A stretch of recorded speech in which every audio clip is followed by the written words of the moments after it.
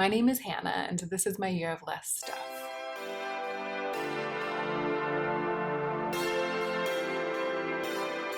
Hey y'all, so I'm filming my favorites video today. I haven't done this in a long time. Things got really chaotic toward the end of last year.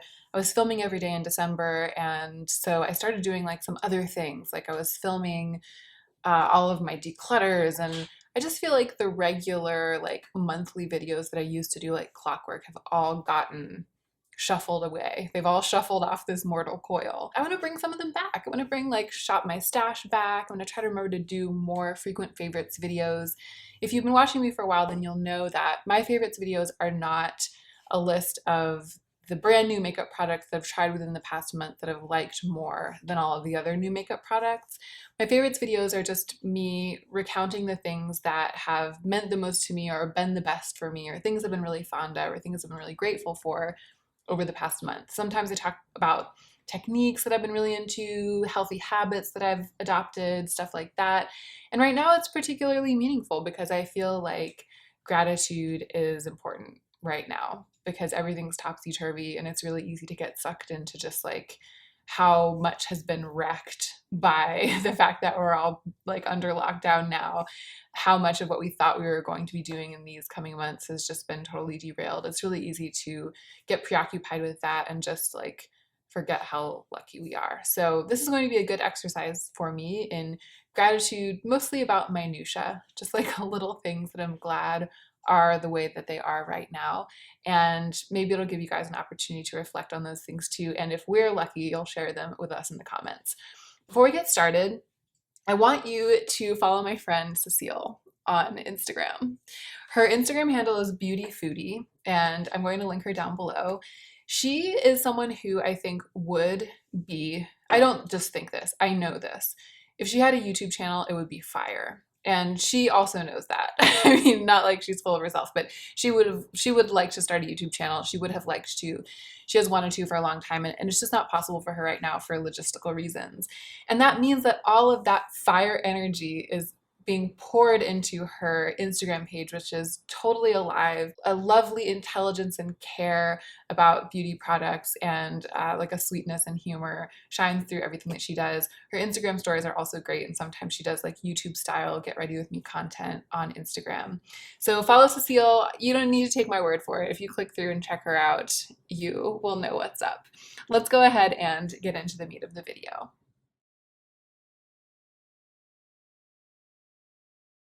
For this favorites video, I wrote my favorites down in this notebook. This is like an organizational notebook that was sent to me in PR, and I have finally started like really using it regularly. It's a little bit easier when like you're just at home and you have nowhere to go to like sit down and just like write down all your stuff at the beginning of the day.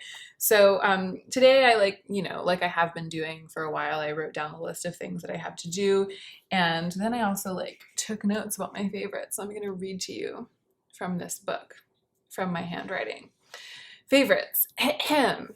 Number 1, Cecile, but I already told you that. Number 2, and this is truly in no particular order, like this is probably the most haphazard order of all favorites videos, not just all the ones I've ever filmed, but all of the ones that have ever been filmed on this earth.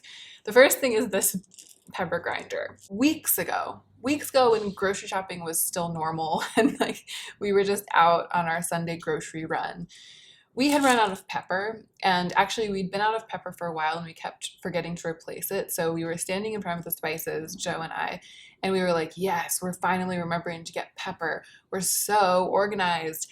And I think maybe because I had been without pepper for so long and I was aware of how much it F's everything up in the kitchen, I was like, let's get a really big pepper grinder this time. They had these like, maybe I just hadn't seen them before, but I felt like there had never been such a big pepper grinder. Like this is like a pepper grinder from like the Super Mario world where everything's gigantic. Like it's like this weird oversized pepper grinder. But I was like, let's get that.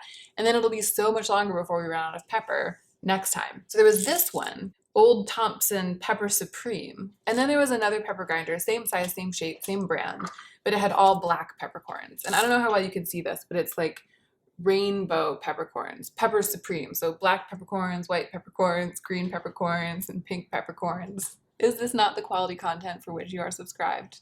hearing me read all the different kinds of peppercorns that are in my pepper mill. It says gourmet peppers from around the world add spice and flavor to any food. So there was the all black peppercorn, which was just black peppercorns. And then there was this one, Pepper Supreme. And it was $1 more. And I was like, we're effing getting Pepper Supreme. Because I don't know, I just needed it. I just needed that in that moment. And I was like, believe me, it's gonna be so much better. The pepper is gonna taste so much better. I just felt like I couldn't handle like just a straight all black peppercorn jar of pepper this size or grinder of pepper this size. And Joe was like, he rolled his eyes. He was like, if you say so. Oh, somebody's calling me. Escandalo. I'm gonna let them leave a message. This is going to come to bear later in this favorites video, the idea of talking on the phone and how I feel about it. You know, this one was $1 more. I think it was like the other one was $6 and this was $7 or something like that. And we got this one and the pepper is so good. I love pepper, but I swear to you, I can taste the green peppercorns, the white peppercorns, the pink peppercorns. I can like taste this burst of pepper flavor. I'll like, you know, usually I eat 2 scrambled eggs for breakfast. So I put the eggs in the bowl, I put a little salt in there, and then I like put like good grinds of pepper in there and these big chunks of pepper in there. And with this pepper, it's like my eggs have never tasted better. It's extraordinary. And I was cooking last night and I was reaching for this pepper grinder and grinding it into whatever I was cooking with relish. And I just remember thinking like, this pepper grinder with this multicolored pepper is like my favorite thing right now. And then I was like, I'm gonna include it in my favorites video. My next favorite thing is my haircut. I hope that this isn't too sad of a thing to have be my favorite because like we can't really get our hairs cut right now. Like if I'm like, my haircut's great and you're out there and you're like, yeah, I want my hair to be cut. It's like, unfortunately, if you are doing shelter in place, you probably can't get your haircut right now, but maybe you can plan your haircut for later. Or maybe, I don't know, maybe someone you live with is a hairdresser and you can like get a haircut today. But I just feel like, you know, my hair, I have a pretty good relationship with it. I like it. I'm like glad that it's the color that it is. I'm glad that it's the texture that it is. If anything, I wish I had like more texture and volume or if I had curlier hair. Like I'm one of those people who, I want Zayn's hair. Like I want that curly hair. But for what it is, like I'm glad that it is what it is. And usually when I have a haircut of some kind, I'm like fine with it. You know what I mean? Like I'm usually fine with it. But I'm more fond of my current haircut than I have been of any haircut for years, probably. Like years. I just feel like it makes all my clothes look better. I feel like it makes my makeup look better. And weirdly, my most recent haircut before this one was only a little bit longer than this. It was like kind of the same bangs, but maybe a tiny bit longer and about the same bob, but just a little bit longer. Blunt cut. It's like pretty blunt, not too much texture. And there's just something about this length, like just at the shoulder, like just above the shoulder, and the more baby length bangs that I just feel like Rosemary nailed it last time I went in. And I feel like if this were normal times, I would have turned into one of those people who goes in for a haircut more frequently to like maintain its shape and length. Because I'd kind of like it to stay like this. I don't really want it to grow out. I don't really want it to grow out. But alas, it is growing out. But now I know that like I'm really into this. So the next time I am able to get my hair trimmed, I can like get it trimmed back to this place. Next on my list, I wanted to talk about my Doing the Most project, which is kind of over now because, you know, I'm not even really like putting on shoes inside of the house. And so it's just not the same. I am still doing my outfit of the day on Instagram and I'm still trying to be like somewhat creative and give you guys some content that's a little bit entertaining, maybe like a little bit more entertaining than just like me in my pajamas and then like me in my sweatpants and then like me in my pajamas again, you know? So I am doing something, but I'm definitely not doing the most anymore. But I wanted to give a nod to that project because it was amazing. And I do feel like I'll never go back to not doing the most when I'm going out and about. So when I start going out and about again, when I start going back to work, I am going to go back to doing the most. It was like the best thing about those 2 weeks. It was just so good. It was so good. And it didn't take any kind of toll. Like there was nothing bad about it. And it added so much value to my life. And it makes me wonder like why I wasn't doing the most before. I felt like my life wasn't worth it. I felt like the day I was about to have was never a day that was worth like a monochromatic all orange outfit. I guess I had something in my head, like I was saving a monochromatic orange outfit for like a more special day, but I could wear it on a regular day and wear it on a special day. So that logic really does not hold water. And I learned that when I started doing the most in my daily life. It was just wonderful. And when normal life starts back up again and I start doing it again, I'll talk about it more. Or maybe I'll do like a separate detailed reflection video where I go through each outfit and talk about it. And when I do that, I'll wax more philosophic about like why it was great and why I recommend it. But for now, I just wanted to like give a nod to it. And also kind of as a subset of that, the closet organization app that I downloaded, it was so great. It started out as just being like something really fun to do when I was planning my doing the most outfits. And it ended up being something that was really fun to do as I was trying to take my mind off the way in which the world was changing rapidly and the news was getting really scary. And even though we're not really, most of us, putting together outfits to go out and about and like look fashion right now, if you are looking for something to do to take your mind off of things, I do recommend downloading a closet organization app and photographing and cataloging all your clothes and having fun putting outfits together in that virtual space. It's just really, really fun and it's distracting in the perfect way. So that was definitely a favorite this month. Okay, here, this next one on my list is the one that's apropos of the fact that someone just tried to call me while I was chatting, and I was like, stop it. So I put on the list that I think I just wanted to like talk about this with you guys and see what you think. And this video is like the right one in which to do it because here's what happened. Last week when everything was starting to get crazy, but we were still able to go to work because our workplace is so close to here and the building hadn't closed yet. When I'm at work, I'm mostly sewing. So I have on my wireless headphones. I'm usually watching YouTube or really just listening to it or listening to an audiobook or something like that. And then I'm working with my hands. So I'm able to like consume media pretty like full on while I'm at work. And last week when things were getting crazy, I really wanted to like talk to my friends and family. And I almost never talk on the phone. What I do is I schedule video conferences with my friends and family. So every once in a while, my family will set a date for like a video chat and we'll all get on the video chat together and we'll like hang out. I'm not one of those people who like calls my sister just to say hi, like every other day or like checks in with my mom on the phone once a day. Like my family's just never really been like that. It's just not like how we go. Last week, I found myself calling people on the phone just to see how they were doing while I was working. And I found out that my wireless headphones have a little speaker in them. They're right here. I can show them to you. They have like a little microphone in them. So I can put them on and I could walk around and do stuff with my hands and I could hear whoever I was talking to through the headphones and then they could hear me through the headphones. So I didn't need to like be close to my phone. I'm like describing to you how wireless headphones work, even though I'm the last person on earth to like find out about them. I mean, I knew about them. I had just never taken advantage of that semi-knowledge before. And it hadn't really clicked the way in which it would be really, really relevant to my life and useful for my life. But last week when I like really, really wanted to call people and talk to them, it became really useful. And I called a lot of friends and family members without like texting them first, without asking them if they wanted to talk, just like a normal old-fashioned run-of-the-mill phone call. Like you just call a person because you want to say hi. I wanted to put it on my favorites video because last week it was a favorite. Just calling people up to say hi was a favorite. And I don't know if it's just me. I'm like kind of a Luddite. I had definitely fallen out of the habit of doing that. Maybe the last time I did it was when I was a teenager. I would like sometimes talk to people on the phone for a long time. But if it's generational or if it's just like the times in which we live, then I wanted to bring it up because, first of all, I think a lot of people have rediscovered calling someone up on the phone just in the past couple of weeks. I think it's not just me. I think it's something that's been happening everywhere. And so I just wanted to bring that up and talk about it because I think it's of note.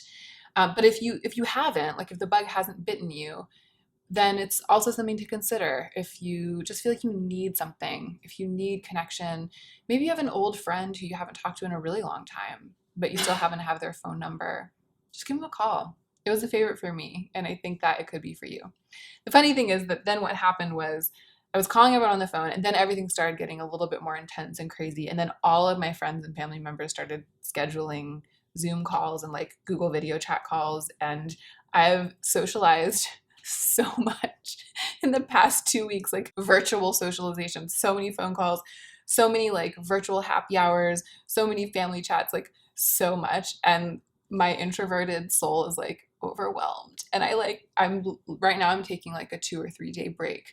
So I have scheduled another video chat with a friend, but I was like, can we do it on Thursday? Because I've like socialized too much under quarantine so far and I need a break. So that's like the punchline ending to the fact that talking on the phone was one of my favorites this month. It was one of my favorites, but like to a fault. And I think now I'm just like going off on a tangent. This wasn't on my list at all, but I wonder if maybe there's something about social media that's to do with that as well, which is just that I am really lucky. Okay, this actually is a favorite. I was thinking about it, but I didn't write it on the list. It has been a favorite recently that I'm in a position to be connected to so many people and to connect them to each other because I do, and I've said this a little bit in other videos, but I feel like some kind of like human connection, just that the feeling of normalcy, the feeling of like being with a friend, exchanging ideas, just like being touched just in a way that's not physical, you know what I mean? But like being reached, we crave it so much, we need it right now. And I am so grateful that I have this. Like I can do that. I can do it for me and for you, and just have it be like some of the work that I'm doing right now. I guess it's part of why I built this platform to begin with, but it just has never felt so urgent, and it's never felt so meaningful and pure. And I've never felt so grateful that I have this. So that's why it is a favorite. But it also means that I've been a much more active like consumer of social media again during this time than I usually am. So I've been talking to people on the phone left and right. I've been video chatting all the time. I've been filming every day. And I've also been like in my comments like several times a day. And I usually only go into my comments once a day. But I just felt like I wanted to stay connected. And I've been like on Instagram, I'm posting on Instagram. I'm starting to think that I might need to take occasional breaks, not from filming and posting and even necessarily from being in the comments a little bit, but I'm aware that my desire to be connected is causing me to potentially overconsume social media, and that there might be like a negative feedback from that that's like just starting to come back around. So this is the beginning of a baby of an idea, and maybe we can talk about it more in the coming weeks, but I'm thinking about deciding on some like social media free quarantine days. I think that I might need to do that. And so I'm just putting the idea out there, and maybe we can keep talking about it. Okay, so next on my list, this is so funny. The list just poured out of me. Like it was really easy for me to think of the things, but now that I'm telling it to you, it just feels really random. But next on the list is Sadie and the birds. So we don't have a real fire escape in our building, but we have like the remnants of one outside of our windows. We can't go out onto it. It's not like a porch. It would be kind of nice if that were the case, but the windows don't open far enough for us to go out there. But they do open far enough for us to like put some plants out there, some outdoor plants, and for us to put bird seed out there. So there's a little bird feeder stuck to the window on the outside with suction cups. And I also put a plate of bird seed just out on the little like fire escape porch type thing. And the birds finally figured out that they can come here and eat. And Sadie's just been like going bananas. And it's added a lot of texture and like joy to our lives just to see her acting silly and watching the birds. And it's given her a lot of drama. I think she's been getting kind of bored lately. And she's picking up on our stress. She doesn't know why we haven't left the house in several days. She's just been crying a little bit. Like I think she feels it, you know what I mean? Like she feels that there's something that's not right in the world. So it's been a great distraction for her. And then the other thing is that birds are out there tweeting and cheeping and living their best. And I guess I didn't realize how effective it could be to just have like a little bit of a sound of nature. Like we can't hear the wind through the trees from the middle of downtown LA. We can't really hear the wind blowing. Like we just really can't hear anything. Crickets, cicadas, like all of the noises that soothed me when I was younger and when I've lived in other places. Wind chimes, you know what I mean? Like we don't have any of that, but we can solicit the chirping of birds for the low price of one bag of birdseed. And that has been really special to me, really lucky. It's been a favorite. Okay, two more left. two more randos, just as random as everything else has been. Spaghetti squash. Have I talked about spaghetti squash before? I'm starting to worry that I'm like repeating myself with, I don't think I've talked about spaghetti squash. But here's what I will say. If I have, it bears repeating. And also I feel like I've discovered something new about spaghetti squash that I really love. So first of all, if you don't know what spaghetti squash is, it's a squash. I'll put a picture up on the screen. It's yellow and oblong. It's usually very clearly labeled as spaghetti squash in the store. So if you've never bought a spaghetti squash before and you've never cooked one, you can do it. It's easy. I'll show you what it looks like. You can cook them in the Instant Pot, but it's one of the few things that I've decided is actually way, way better in the oven. I always overcook it in the Instant Pot, and I never overcook it in the oven. And again, this is key to the thing that I've newly found to appreciate about spaghetti squash. So traditionally, the way that I've cooked spaghetti squash is this. You have to take a big knife and you open the spaghetti squash a long ways. So you like crack it with the knife along its length. So you get two halves that open up and they're both long. It can be kind of hard to cut. You kind of have to muscle it, pushing the knife down and then squeaking it along, but you'll get there eventually. And it kind of like wants to crack open. So it'll crack open eventually. If you're having a really hard time, you might have to cut the little bit of stem off of the end. I actually had to do that last night when I was cooking the most recent spaghetti squash that came into my life. So you get the two halves. Oh, before you start doing that, preheat the oven to like between 375 and 450, like pretty high, maybe around 400 would be ideal. I sometimes have to cook it higher or lower if I'm cooking other things at the same time, but I think if I were just cooking a spaghetti squash by itself, I'd go with around 400. So when you break it open, there's like some seeds and inner matter inside of it, and you have to scrape it out. You just scrape out the seeds and like the white stuff, and don't scrape out any of the actual flesh. Only a little bit of seeds are in there. It's not like a pumpkin or something. It's mostly flesh. The key that I've learned over the years is that you don't want to put too much salt or too much olive oil on it. I think putting too much salt draws out the liquids and it makes it more soggy, and putting too much olive oil similarly can like make it wetter, and you just don't want it to get too wet. You want it to be as spaghetti-like as possible when it's cooked. So I always put the tiniest drizzle of olive oil inside of each of the two halves, the tiniest drizzle of olive oil onto the pan, and just like grease the pan with it. And then the tiniest sprinkle of salt onto the half of the spaghetti squash, just like enough to give it a little something, but not too much. And then you put the two halves face down onto the pan and roast in the oven for like, oh, very important step. Before you put it in the oven, pierce the skin, pierce the outside of it so that it doesn't like get too crazy. It needs to be able to let off some steam. So pierce the skin a couple of times on each half. Usually I try to roast it for just about 30 minutes. And then I keep testing it and testing it. You take it out, flip it over with tongs, and test to make sure that it's cooked all the way out to its skin. And if you don't know, very quickly, the cool thing about spaghetti squash is then when you start scraping the flesh out, it's like in these long strings, kind of like spaghetti. And you can even like put spaghetti sauce on it, and it feels like you're eating spaghetti, but it's actually a vegetable. I like to put pesto in it. It's so good. So usually I try to cook it until it's all cooked, but not overcook it, because the more you cook it, the softer it gets and the less it retains its spaghetti-like feeling. If you cook it just enough, so it's almost a little hard still, it's very much like spaghetti. But last night, I was cooking other stuff and I just left it in the oven. I cooked it for a really long time. This is like a really long story about spaghetti squash. So it had cooked unevenly. One half had cooked really a lot and was really brown on the bottom, and the other half hadn't cooked at all. So I had to switch it out. So put the other part like further into the back of the oven, and both halves ended up getting like overcooked, like really, really, really roasted for a super long time. They were probably in like a 450-degree oven for at least 45 minutes. Like they were being cooked at a higher heat than I usually cook them at, and they were cooked for much longer than I usually cook them. So it was fine. It's a little bit mushy. We have this like spaghetti squash pesto mush situation going on right now as our leftovers. But when I started eating it, it tasted like candy. That over roasting made the spaghetti squash so sweet, really sweet, like dessert. I mean, it was like completely wild, really, really intense. And it just reminded me of how much I love spaghetti squash. And when I was making my list of favorites, it just popped out of the tip of my pen. What can I say? Spaghetti squash is a favorite. Oh my gosh, that was such a long story about spaghetti squash. It's all right, moving on. Last and probably best, like literally greatest the greatest of all time, the GOAT.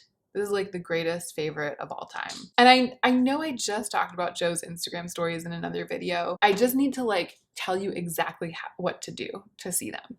So I'll link Joe at the top of my description box down below. Go to his Instagram, and you know how you can see people's saved stories? So you can click on one of those little circles at the top of the profile and you can watch like all of the stories that they saved into that little bubble all in a row. So he has one that's called Un Sadie, and it's just a black circle. I think because he's been using these intense filters, it didn't save with a picture. It's just a black circle and it says Un Sadie, like one Sadie in French. So you click on that and watch all of the stories in a row that Joe has made featuring Sadie and Cole Porter songs. They are works of genius, and watching them one after another has brought me like the most joy of anything over the past several days. And I have been watching them every morning. Like I get up, I do a couple things, I get some coffee, I do my meditation, and then as soon as I come out of my meditation and I'm about to get up and start the rest of the day, I first watch all of Joe's stories about Sadie with Cole Porter songs one after another. And it just makes me smile from ear to ear. It makes me feel like there's a big bubble of joy in my chest. And that is so much what we all need right now. So I highly recommend Un Sadie, the saved Instagram stories, to you. And that is it. That is like the weirdest, most frenetic, and yet somehow most serious list of favorites that I've ever had. I hope that you enjoyed it. Needless to say, I would love to know what's on your list right now. What are your favorites right now? What's getting you through? And don't forget to take extra good care of yourself so that you can be the most effective version of yourself as you do your work in the world.